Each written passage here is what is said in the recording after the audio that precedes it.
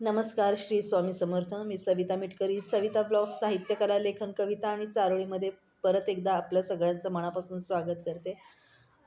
खूप दिवस झालं माझे व्हिडिओ पडलेले नाही आहेत आणि शॉर्ट्स पण मी नॉर्मली टाकते, जसे हातात येईल तसं, मोबाईल जसा हातात येईल तसं. कारण की घटना अशी घडली की अचानकच घडली आणि खूप दुःखदायक घडली आमच्या घरामध्ये.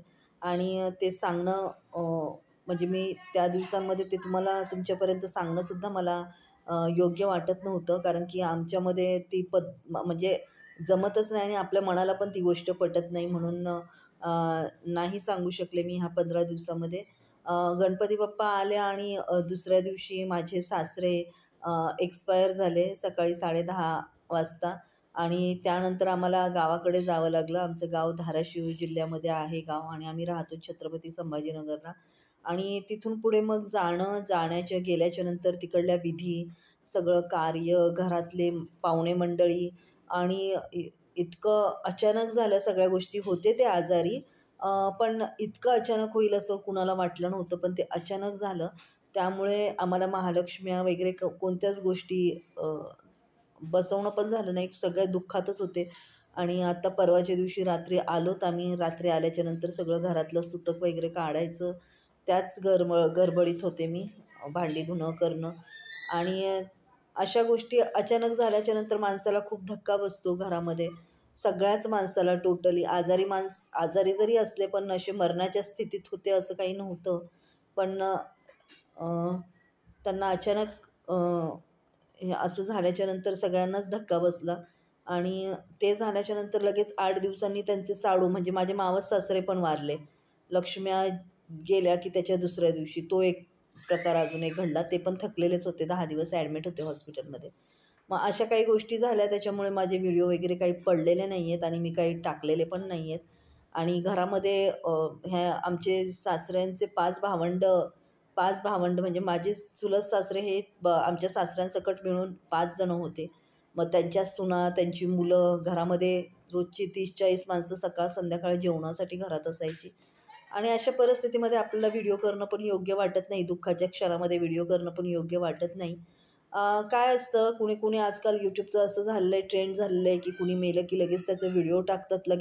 तो व्यक्तीला सुखासमाधानाने जाऊसुद्धा देत नाहीत की लगेच व्हिडिओ बनवतात आणि टाकतात. ही गोष्ट खरं तर चुकीची आहे. पण माझ्या मनाला ती पटत नाही. ठीक आहे, आमच्या घरावर होतं दुःख आहे अजूनसुद्धा, पण आता थोडं ओसरत येईल ते सुद्धा दुःख. सगळेजण मिळून आम्ही सांभाळून घेऊच ह्या गोष्टीला. पण माझे व्हिडिओ पडले नाहीत त्याबद्दल कुणीही काहीही असं मनात आणू नका की चॅनल बंद वगैरे पडलेला आहे. अजून नव्याने सुरुवात करीन, पण अजून थोडा वेळ लागेल त्या गोष्टीला. तोपर्यंत मला सांभाळून घ्या. आणि येणाऱ्या सोमवारपासून मी प्रयत्न करीनच नव्या पद्धतीने नवीन व्हिडिओ टाकण्याचे. कामाला पण सुरुवात करायची आहे. दुकानामध्ये पण, शॉपमध्ये पण खूप काम पडलेलं आहे येऊन. आणि पेंडिंग काम गेलेलं नाही आहे, त्याच्यामुळे ते एक टेन्शन आहे खूप. तर बघू आता कसं काय होतं आहे. आमच्या घरामध्ये आमच्या सासूबाई, एक मोठ्या नणंदबाई आहेत, आमचे घरचे, माझे लहाने दीर, जाऊबाई, माझा एक मुलगा, माझ्या जाऊबाईचा एक मुलगा. म्हणजे आमची फॅमिली मोठी आहे खूप. पण ते गावाकडे असतात, शेती करतात आमचे दीर जाऊ. आणि आम्ही इथे छत्रपती संभाजीनगरला असतो. पण हे अचानक झाल्यामुळे खूप धक्का बसला सगळ्यांना. त्याच्यामुळे व्हिडिओ पडलेले नाही. तोपर्यंत सगळ्यांनी समजून घ्यावं ही विनंती. आणि जर काही वाटलं मला नवीन काही टाकण्यासारखं तर मी नक्की कंटिन्यू करते आणि नवीन व्हिडिओ नवीन टाकत जात जाईल.